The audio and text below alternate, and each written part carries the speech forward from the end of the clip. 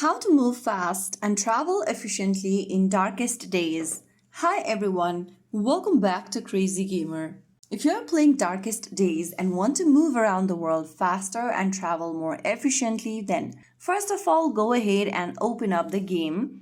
Once you're inside the game homepage, go to the map icon at the top left.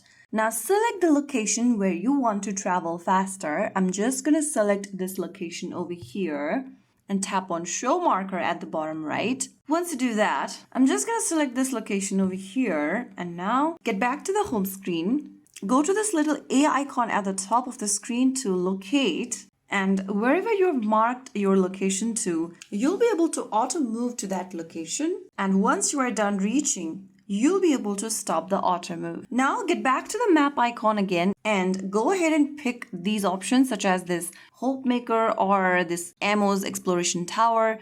There you will be able to see the fast move option. Simply tap on it and click on OK to move faster to that location. So that is how it's done. If you found the video helpful, don't forget to like, share and subscribe to our channel. I will see you again in the next video. Thank you for watching.